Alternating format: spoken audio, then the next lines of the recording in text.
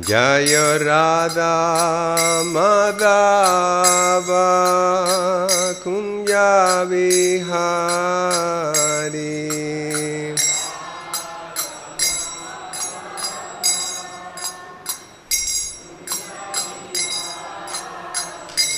Jaya Gopi Jana Vallabha Girivaradhari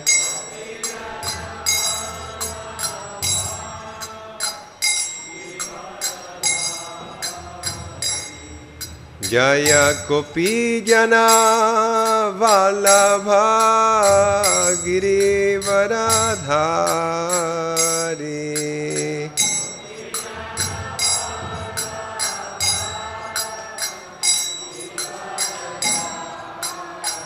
Yasoda Nandana Vraja Jana Ranjana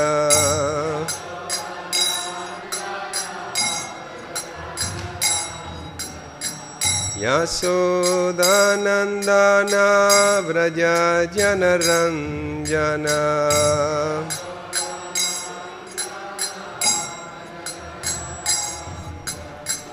Yamuna Tira Vanachari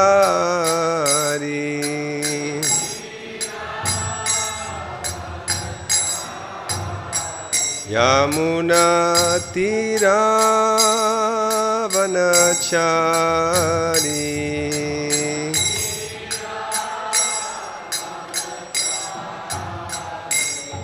Jaya Radha Madhava Kunja Vihari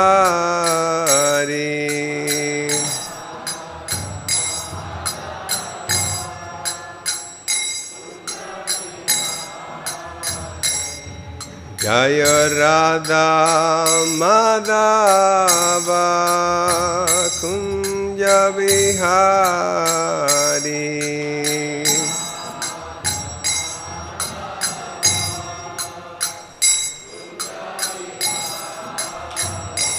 Jaya Gopi Jana Vallabha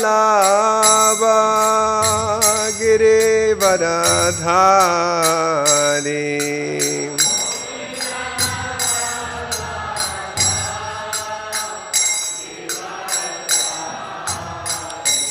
Jaya Gopi Jana Vallabha Girivaradhari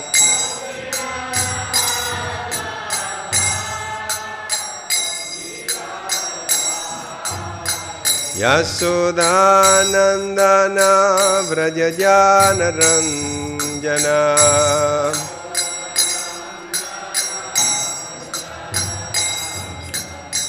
Yasoda Nandana Vraja Jana Ranjana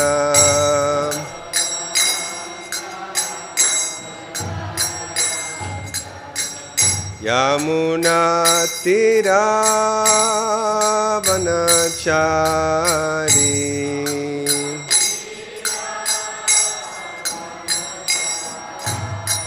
Yamuna Tira Vanachari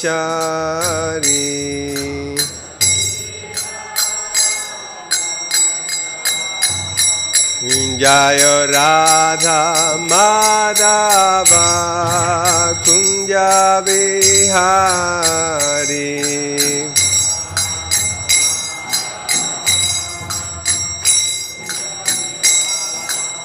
Jaya Radha Madhava Kunja Vihari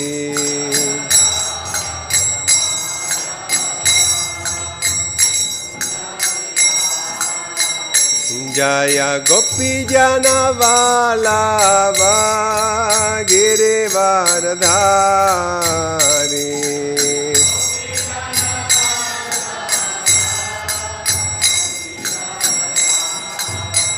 Jaya Gopijana Vallabha Girivaradhari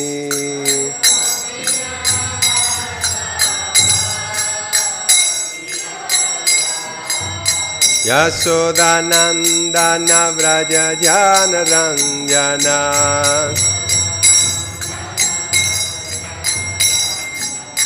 Yashodanandana Vraja Jana Ranjana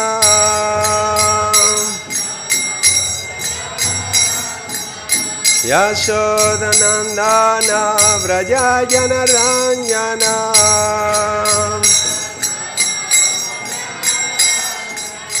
Yamuna Tira Vanachari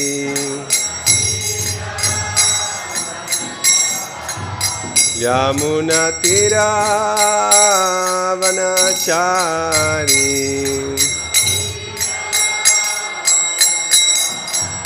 Jaya Radha Madhava Radha Madhava Radhe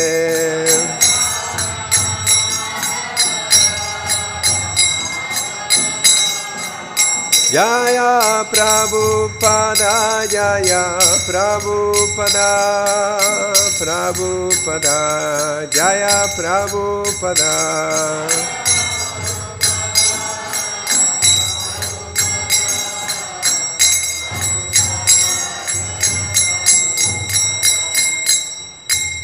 Srila Prabhupada ki jai. Jayam Vishnupat Paramhamsa Parivrajacharya Stotra Satasisimat Abhai Charana Ravinda Bhaktivedanta Swami Srila Prabhupada ki jai. Ananta Koti Vaishnava Vrinda ki jai. Namacharya Sri Haridas Thakur ki jai. Prem se kaho Shri Krishna Chaitanya Prabhu Nityananda Shri Advaita Gadadhar Shri Vasadi Gaura Bhakta Vrinda ki jai. Shri Gaura Bhakta Vrinda ki Grantara Srimad Bhagavatam ki Jamastami ki, Situnga Vidya ki, Yanitai Gaura Premanande. All glories to the assembled devotees. All glories to the assembled devotees. All glories to the assembled devotees. All glories to the lotus feet of Sri Guru and Sri Gauranga. All glories to Srila Prabhupada.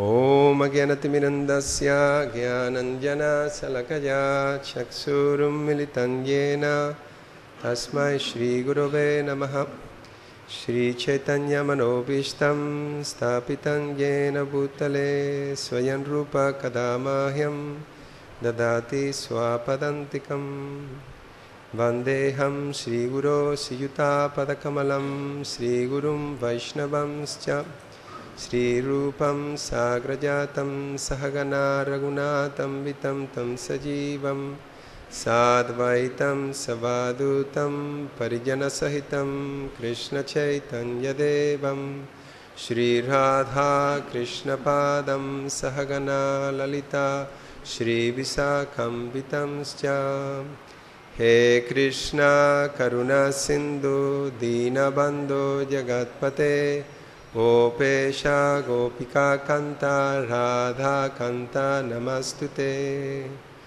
Tapta Kanchana Gaurange Radhe Vrindavaneshware Vrishabhanu Sute Devi Pranamami Hari Priye Vancha Kalpatarubhyascha Kripa Sindhuvya Evacha Patitanam Pavanevyo Vaishnavevyo Namo Namaha Jaya Shri Krishna Chaitanya Prabhu Nityananda Shri Advaita Gadadhar Shivasadi Gaura Bhakta Vrinda Hare Krishna Krishna Krishna Hare Hare Hare Rama Rama Rama Hare Hare. Hare Krishna. So I thought of reading from verse is Canto 10, Chapter 1, Text 14. Chapter entitled The Advent of Lord Krishna. introduction. So we are praying that we can invoke Krishna's presence in our hearts through remembrance of Krishna. So I humbly request your blessings that I may be able to help you in doing that and help myself. This is the perfection of life, to be able to become absorbed in Krishna Katha. Sutta Uvacha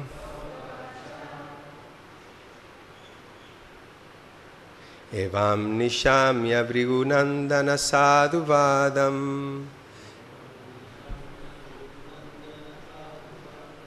Vayasaki Sabhagavam Ata Vishnuratam Pratyarcha Krishna Charitam Kalikalmasagnam Vyahartungaravata Bhagavata Pradanaha.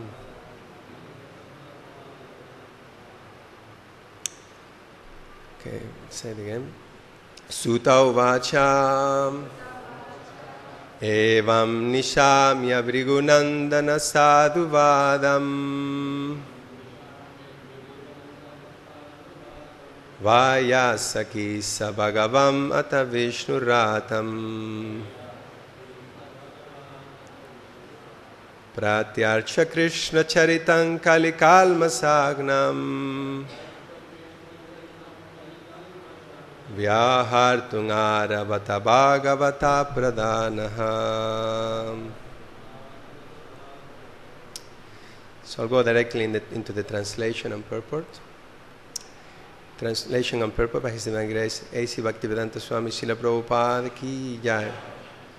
Sutta Goswami said, O son of Bhrigu, Shonaka Rishi, after Sukadeva Goswami, the most respectable devotee, the son of Vyasadeva, heard the pious questions of Maharaj Parikshit. He thanked the king with great respect.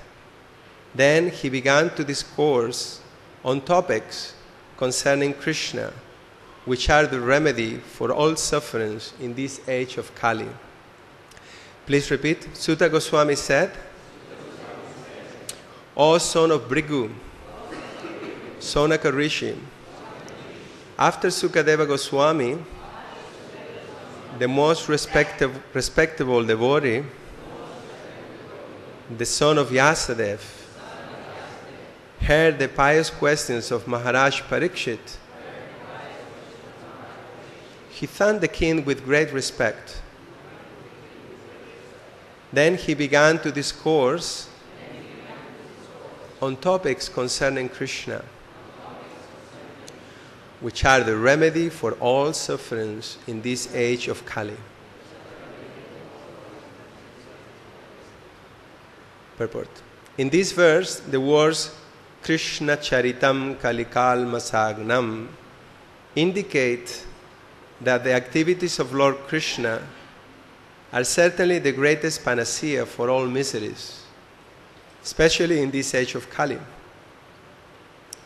It is said that in Kali Yuga people have only short lives and they have no culture of spiritual consciousness. If anyone is at all interested in a spiritual culture, he is misled by many bogus swamis and yogis who do not refer to Krishna Katha.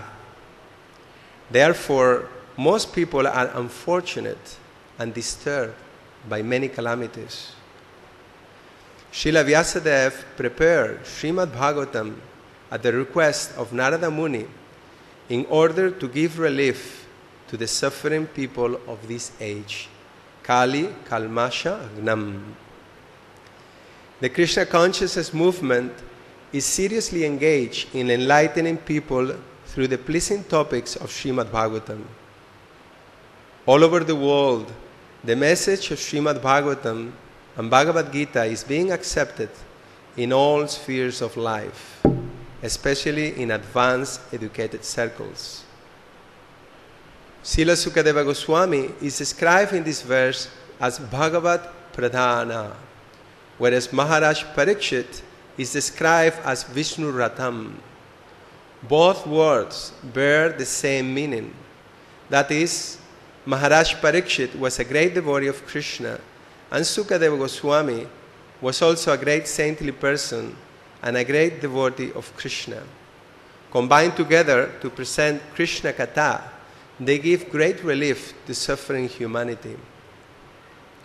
Anartho pasaman sakshat bhakti yogam adhoksaje lokasya janato vidvams chakre satvata samhitam.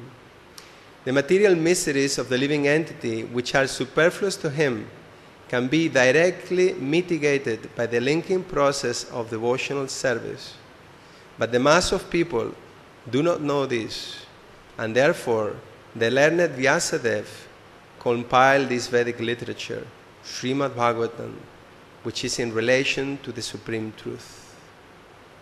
People in general are unaware that the message of Srimad Bhagavatam can give all human society relief from the pangs of Kali Yuga. Kali Kalmashagnam. So today is also the appearance day of Srimati Tungavidya. We will request her blessings also. So Parikshit Maharaj is being asking many questions from Sukadeva Goswami in relation to Krishna. He wants to know why he appeared in a prison, why he killed his uncle.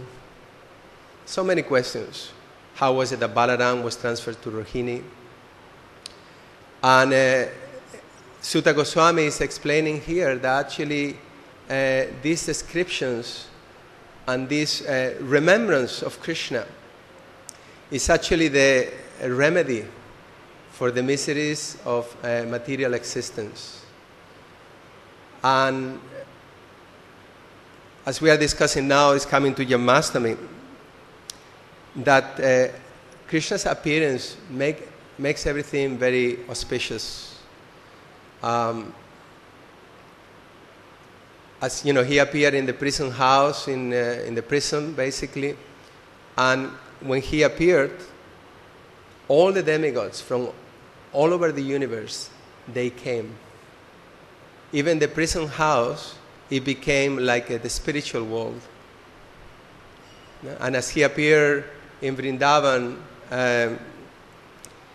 everything becomes joyous, everything becomes very jubilant, everything becomes auspicious. And the Lord appears when there is a situation of great inauspiciousness. By his appearance, he counteracts that inauspiciousness. And that inauspiciousness is caused by the living entity trying to enjoy, trying to act in an independent way without remembering Krishna. So whenever the living entities enjoy in their own personal sense gratification, that creates a very inauspicious situation. It brings misery. And we can see nowadays, like it's been described in the purport, the situation in Kali Yuga is very extreme. So much inauspiciousness. So what is the hope for the people in Kali Yuga? It's remembrance of Krishna. And this is the purpose of Krishna's appearance. Krishna appears in this world to counteract inauspiciousness. And that inauspiciousness is in our own hearts. So by remembrance of Krishna and his pastimes, we can actually become happy. We can become satisfied. And Krishna himself, we are very lucky actually in one sense, because he comes only once in the day of Lord Brahma. How many years is that? 4 billion, 300,000 years? And he just came, like about 5,000 years ago. And when he appeared, actually, he is expressing Krishna's form is actually the most attractive form of the Lord. And the greatest expression of divinity is that most attractive form of Krishna. You see, in other incarnations, Krishna, in different avatars, he is also all attractive. But he's manifesting different features. But in the form of Krishna, he is actually the most attractive of all. And the greatness of God is not so much his position. Like, in most religions, God is appreciated for his position, right? He's the controller, he's the creator, he's the punisher. People have fear of him. But this conception of God as a person, as a loving person, is unique to our Vaishnava philosophy and tradition.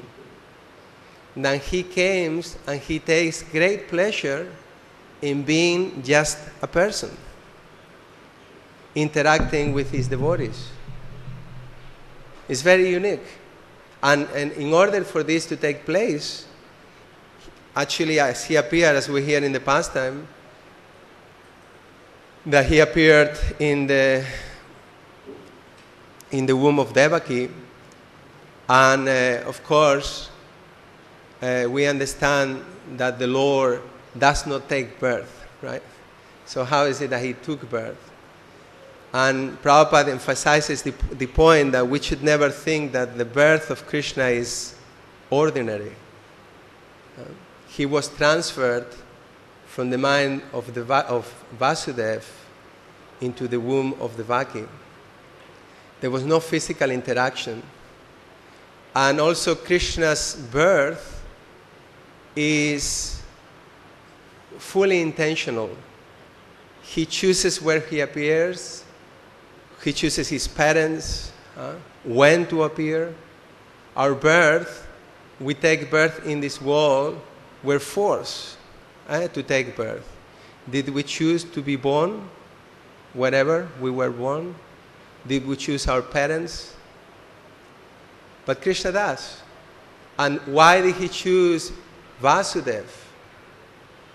He chose Vasudeva because of Vasudeva's service attitude. Because Vasudeva wanted to serve him so much as a father. Why did he choose to appear in Braj? What is the attitude of the devotees in Braj? Everything is for Krishna's pleasure. They only have one concern, one desire, and is that Krishna will become satisfied, will become happy. And this is actually the reality. The reality is that we can only be fully satisfied and fully happy when we are acting for Krishna's pleasure. When all our other considerations are put apart. And Krishna comes to perform these pastimes to demonstrate this. So as I said, he appears in Vraj because the attitude of the devotees there is to always act for the pleasure of the Lord. And as a matter of fact, Krishna never leaves Vraj because he is attached to the service of his devotees. So when we speak about the reason for Krishna's appearance, the famous verse is Paritranaya sadhanam vinasaya chaduskritam, that he appears to protect the devotees and to annihilate the demons. But the acharyas explain that this could be done indirectly, to kill Kamsa or to kill the demons. It could be done by some of his agents. But the real purpose for Krishna's appearance is to actually exchange love with his devotees.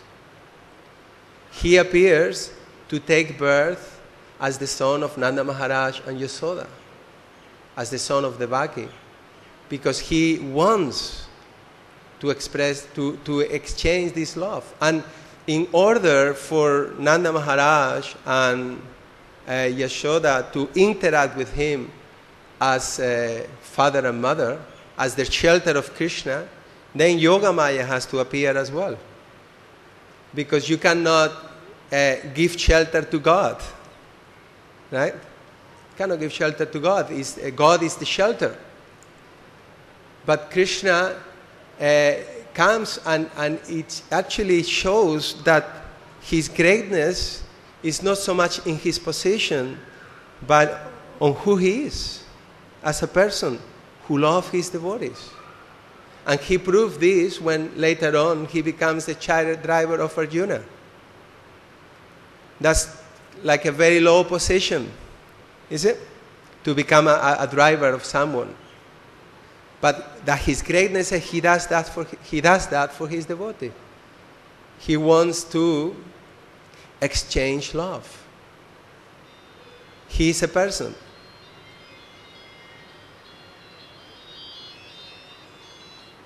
And he wants to have a personal relationship with us. So therefore, he is performing all these pastimes, and all these devotees are appearing in the Bhagavatam, and they have developed this very, very personal relationship with Krishna. They are completely captivated by his charm, completely.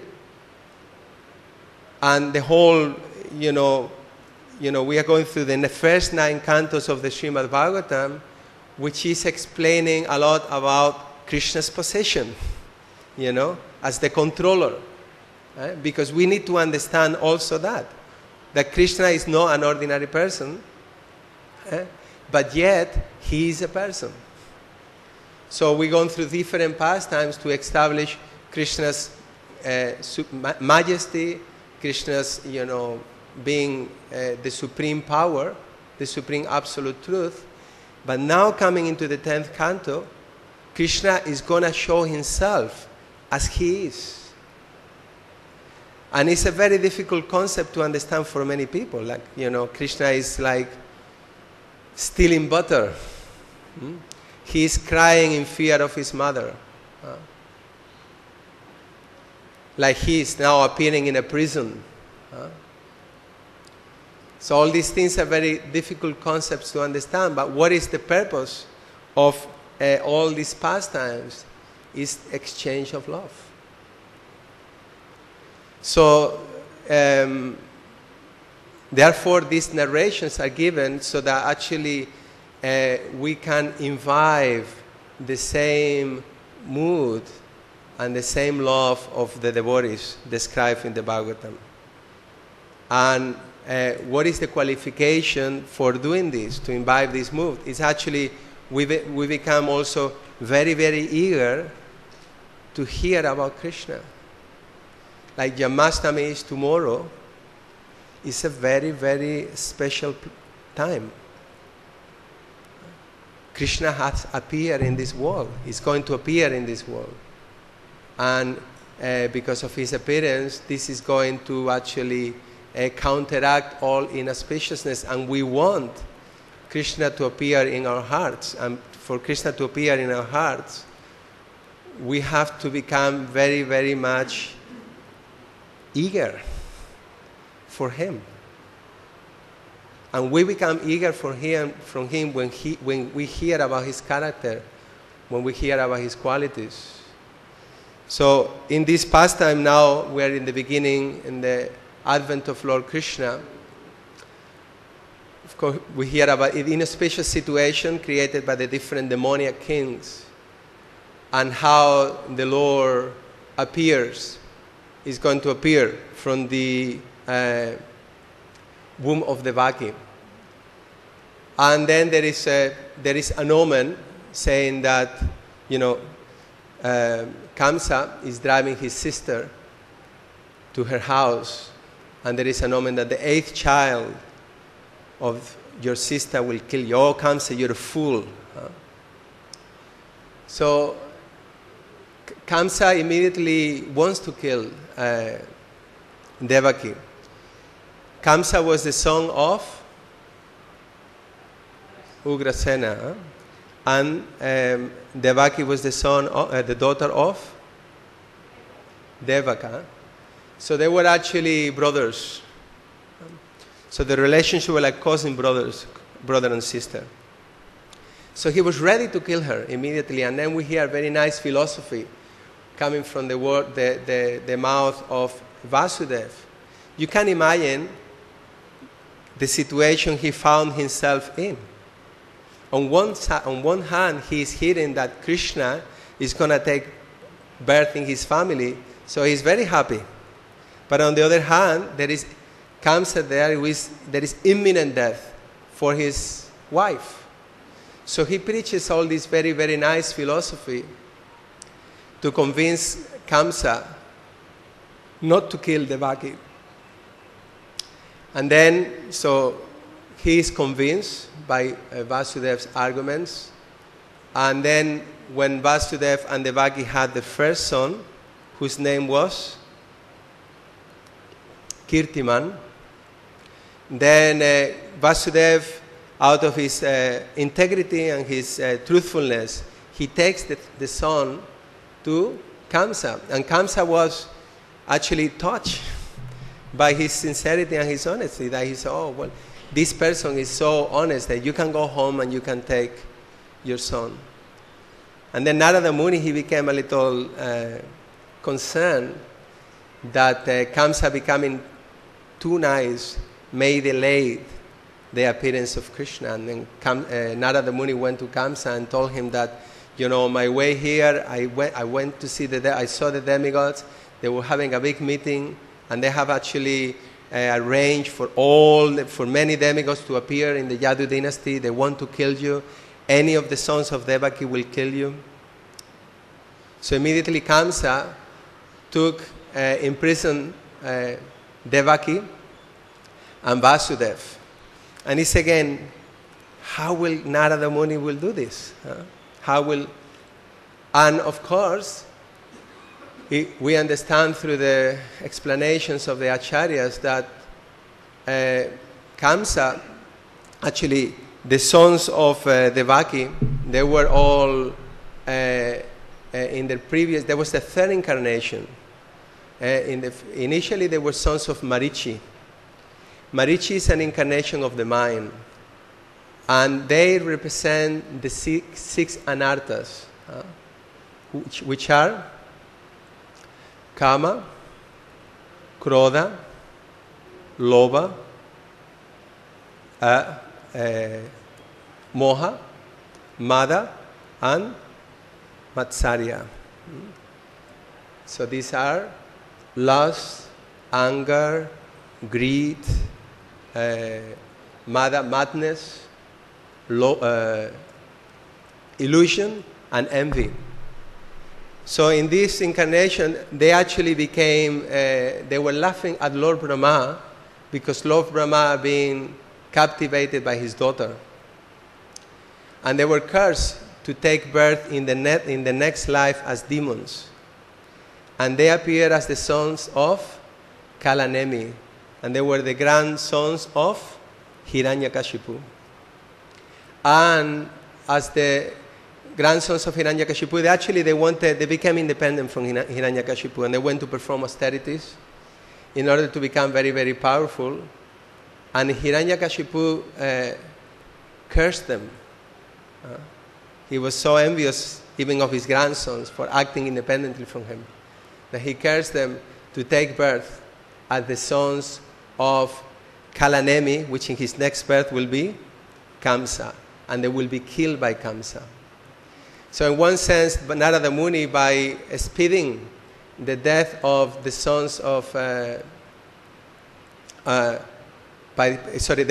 will be killed by Kamsa, not the sons of Kamsa. They will be killed by Kamsa. So in one sense, Narada Muni was kind of speeding up the death of these personalities, which actually later on in the past time, they were rescued by Krishna. Devaki asked for them. And they actually is explained by Prabhupada in the purport that they represent these anarthas, and Devaki, actually she represents bhakti. And Kamsa represents the fear of material existence. So Devaki, in fear of Kamsa, it caused all these, Kamsa killed all these 6 sons. And then when these 6 sons are destroyed within our minds, these anarthas are destroyed within our minds, then Krishna appears. Actually, at that point, who appeared? Balaram. And it's described that Balaram appeared in the womb of Devaki, and he was transferred to the womb of Rohini. And it's explained in the Harivamsa that actually Rohini had been made pregnant before by Vasudev, and she had been sent to Gokul to be taken care by Nanda Maharaj. And one night she had a dream that she had a miscarriage, and when she woke up in the morning, she actually realized that she had had a miscarriage. And Yogamaya appeared to her, and she said that she will transfer, and she was going to transfer the Balaram from the womb of Devaki into her womb, because Rohini is the eternal mother of Balaram. So Balaram appears to make all arrangements for Krishna's appearance. And then the 8th child appeared. And as soon as Devaki became pregnant of Krishna, she became very, very beautiful and very effulgent. And Kamsa immediately understood that the Supreme Lord was in her womb, and he took a special measures to actually make sure that as soon as the child was born, he will kill him. And as I said before, the situation became very auspicious that in the jail, all these great personalities were coming. So Krishna, as soon as he appears, wherever he is, he becomes the spiritual world. And then he appeared, and as he appeared in his 4-armed Vishnu form. And then immediately he told Vasudev to please take him to Gokul. And as soon as he did this, Yogamaya also appeared. So along with Krishna had to appear Yogamaya, and Yogamaya made all arrangements that actually everything became open. The doors in the jail became open, the chains became open, the Yamuna opened. And as I said again, the principle that Krishna makes the situation so auspicious. Even he appeared on Ashtami, Janmastami. He appears in the dynasty of the moon. So it's described that even the moon, when Krishna appeared, she appeared as a full moon, because she was overjoyed by the appearance of Krishna. And all the constellations in the sky, they arranged themselves to make themselves like the most auspicious. So, and then Krishna appeared, and as he appeared, he performed so many beautiful pastimes that charm the heart of everyone. And we are sometimes talking about what is Krishna's mercy. We want Krishna's mercy in our lives. What is the real mercy? Is the real mercy I'm not going to have any problems? No? What is the real mercy? The real mercy is that we are going to become attracted to Krishna. That's the ultimate perfection, become attracted to Krishna. And we do this through the practice of Bhakti Yoga. And what is the main practice in Bhakti Yoga? The main practice in Bhakti Yoga is to hear about Krishna. Because yoga is meant for controlling the mind. And the best and easiest and most effective way to control the mind is to hear about Krishna. So therefore, Krishna is performing all these pastimes, and the acharyas are writing them down so that we can actually read them constantly. And in this way, all the anarthas from within our hearts will become completely destroyed. Shrimvata Sakata Krishna Punya Shravana Kirtana Hridyantasto Hyabadrani Vidunoti Surit Satam. That the Supreme Personality of Godhead, Krishna, who is the well-wisher of the devotees, cleanses the heart from the devotee who has developed the urge to hear his messages, which are in themselves virtues when properly heard and chanted. All the way through the scriptures, this point is repeatedly emphasized, that by hearing about Krishna, we can achieve all perfection. So we should be becoming absorbed in Krishna's pastimes all year round, but particularly now. This appearance of Janmashtami, so it's a time to get the Krishna book out and read. Krishna book is such an amazing book, contribution by Prabhupada. Prabhupada himself, he liked to read Krishna book so much that even during Janmashtami celebrations, he will read the Krishna book instead of talking. It happened in New Vrindavan. It happened a few times, as far as I know, that he will just get the devotees to read the Krishna book, and he will become completely absorbed. And then, we'll read the first chapter, which is a very long chapter, and it's coming to midnight, and the devotees are struggling, restless, and Prabhupada said, next chapter. And then the devotees will read another chapter. That's in the Bhaktivedanta purpose. Haribo! Prabhupada, next chapter. And eventually, and Prabhupada will go on like this constantly. I mean, Shrutakirti Prabhu, he describes how Prabhupada will be so happy reading the Krishna book that sometimes he will hear about Krishna killing the demons. He will be laughing and knocking his knee like this, like Krishna, so absorbed. Shrutakirti Prabhu was saying that on one time he went to Prabhupada, and Prabhupada was reading his own Krishna book, and he said, this Krishna book is so nice, so nice. He says, just by reading this Krishna book, you can become Krishna conscious. Just by reading this one book. Don't need to read any other book. Just this one book, you'll become Krishna conscious. And they say, actually, you don't even have to read the whole book. Even if you just read one chapter, you will become Krishna conscious. And he said, Sridhar Prabhu says, he was looking straight into my eyes, subtly saying that you should read Krishna book, right? And he said, you don't even need to read one whole chapter. He says, read just one page. And he's pointing at the page, with his finger. And it's not even one page. He says, just one word. He says, because these words are not different from Krishna. So this is what Janmashtami means. Janmashtami means the appearance of Krishna, the appearance of Krishna in our hearts, the appearance of Krishna in this world, and that by association with Krishna, we can become Krishna conscious. And that is the natural condition of the living entity. The strongest driving force in this world is what?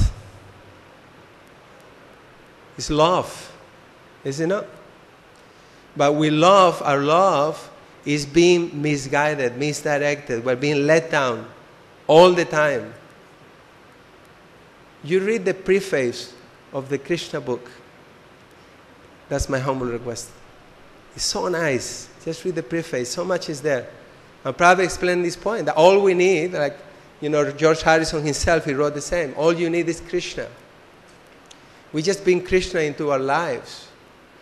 And what is the characteristic, the quality of Krishna? Is that you can expect anything from him.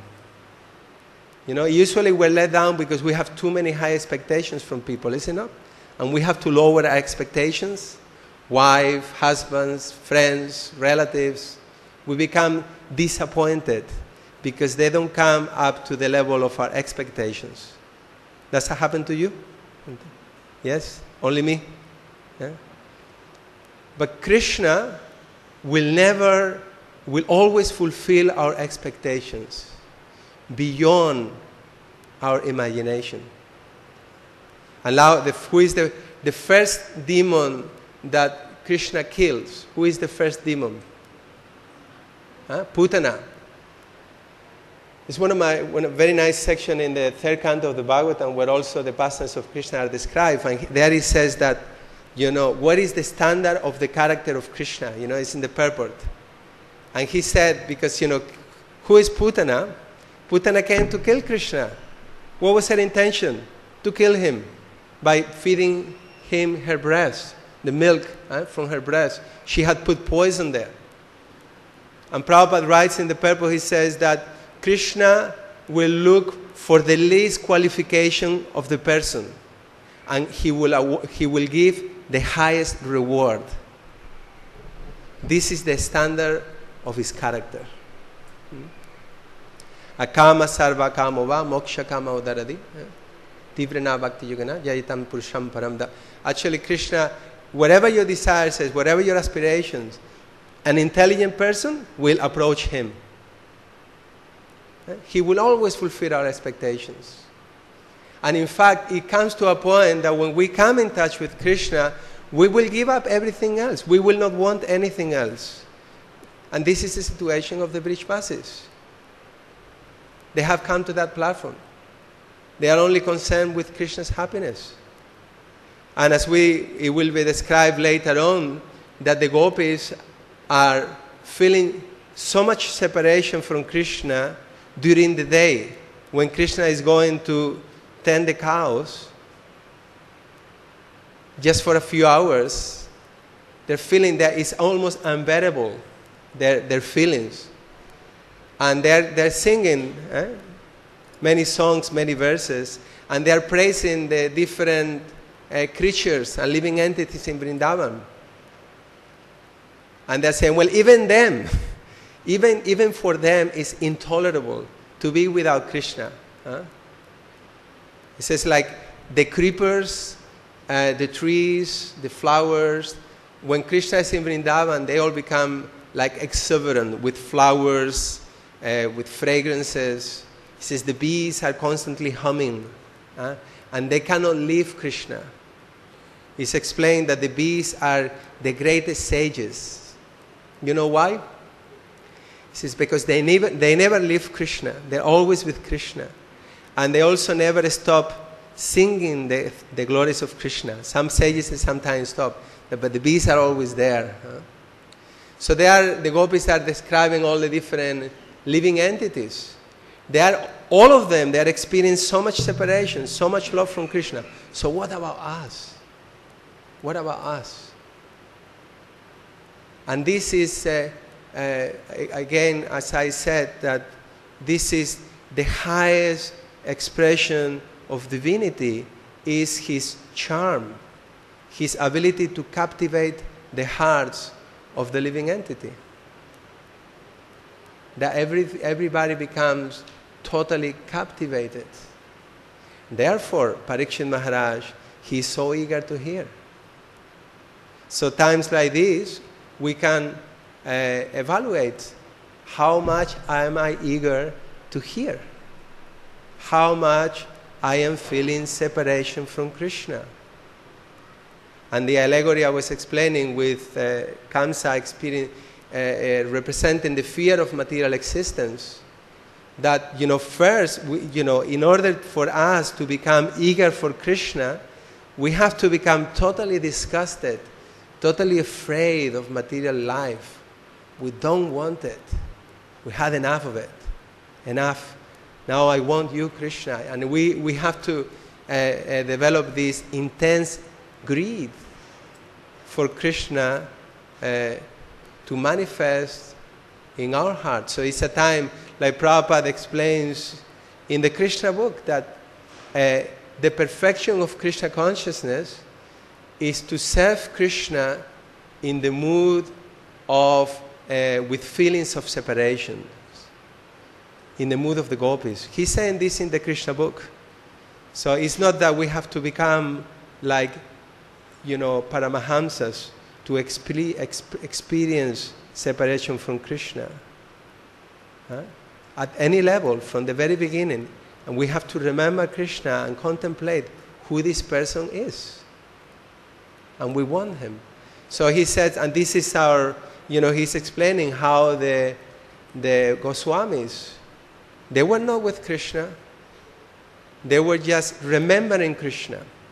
They were remembering the prayers of the gopis, Gopi Gita, Venu Gita, Brahmana Gita, Yugala Gita. So many Gitas are there expressing these feelings of separations from the devotees. And because of being absorbed, Gopi Baba, they were completely absorbed in this remembrance of Krishna, they were able to give up their possessions. What is our possession? The Goswamis, they were like Rupa and Sanatan, they were like the wealthiest people on the planet. They had everything. And they wanted to give it all up, to join Lord Chaitanya.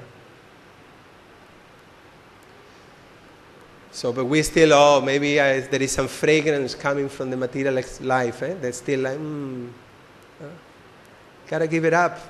And how are we going to give it up? By experiencing the higher, the Paramdrisvani Vartate, the higher taste of Krishna consciousness.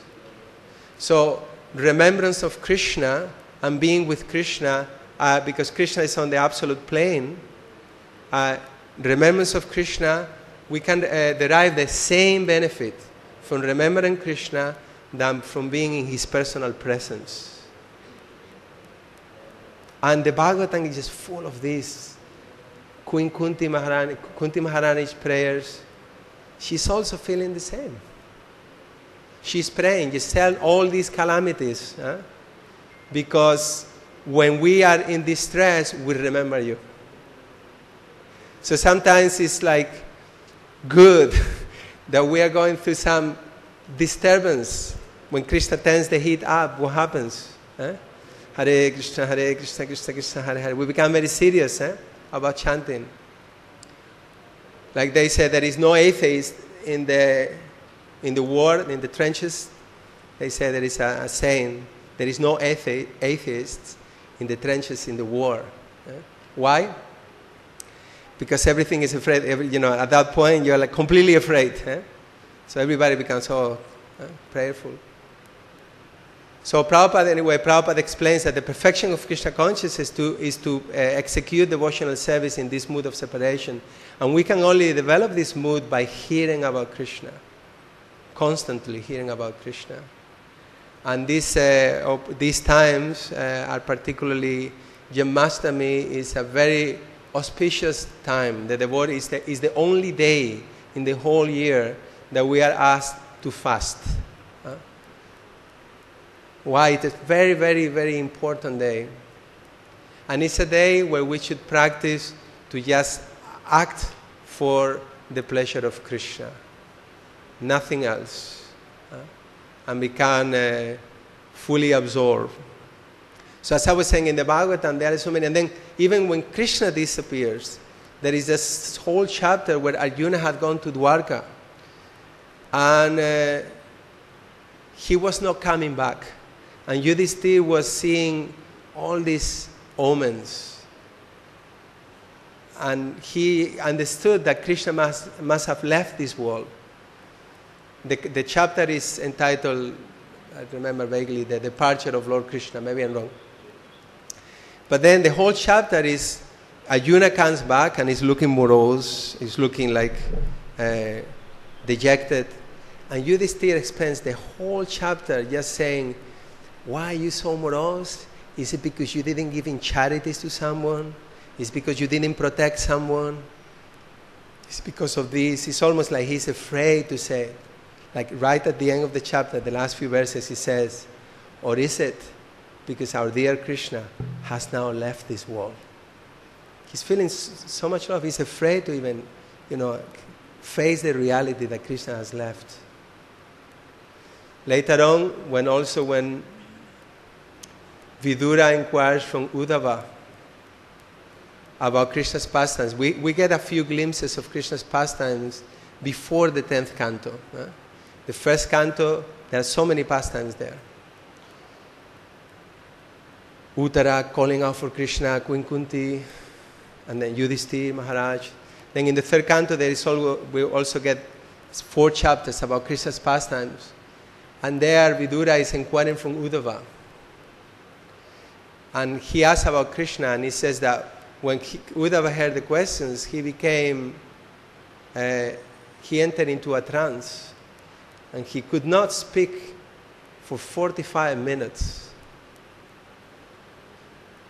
remembering Krishna. Because of his love, words could not come out of it. It took him 45 minutes to speak. And then he related all these different pastimes.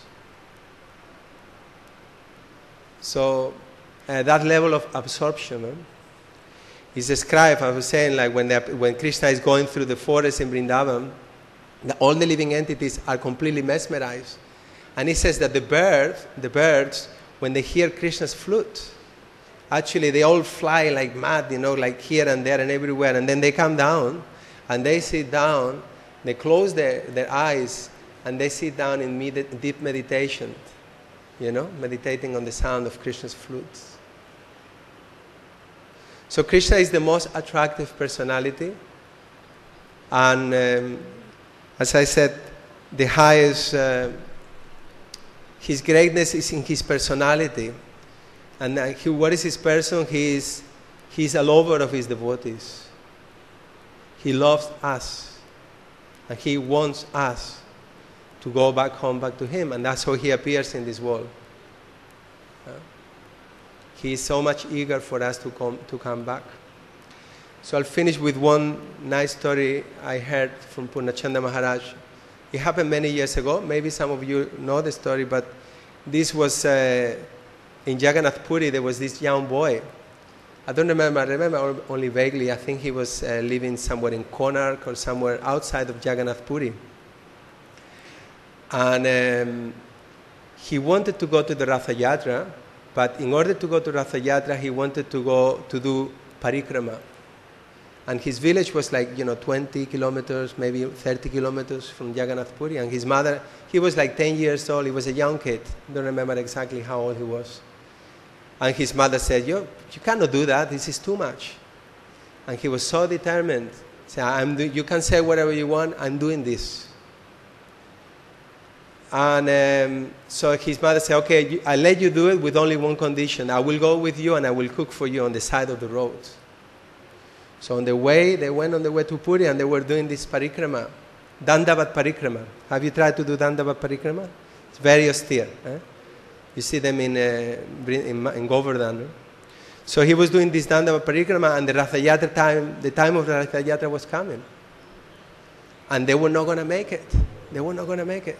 And his mother told him, I told you we shouldn't have done this. And the son said, I've taken my vow that I am doing this. So anyway, it was like the day of the Ratha Yatra came and they didn't make it. And the miracle took place. It said Lord Jagannath's chariot didn't move for 72 hours, until the kid arrived. Who was this kid? Someone like you and me. But that's Krishna. He reciprocated with this devotion of this young boy. So that who is Krishna. And then as soon as the child arrived, the chariot began to move. It's a miracle. So this kind of gives us an indication of who Krishna is. And as I said, we can expect anything from him. He will never let us down. So he is therefore, and this is the purpose of the Bhagavatam, is the highest object of worship. The whole Bhagavatam is there to establish this single point. that the highest expression of divinity is Krishna. He's the supreme object of worship, and the best method to develop our relationship with him is by hearing about him, by hearing his holy name, hearing Srimad Bhagavatam. So this is just a few thoughts on Krishna Janmashtami, finished by 9 o'clock. So we will not have any questions and answers because time is up. Thank you very much for your kind attention. Srila Prabhupada ki jai. Shri Krishna Janmashtami ki jai. Nitai Gaura Premanande.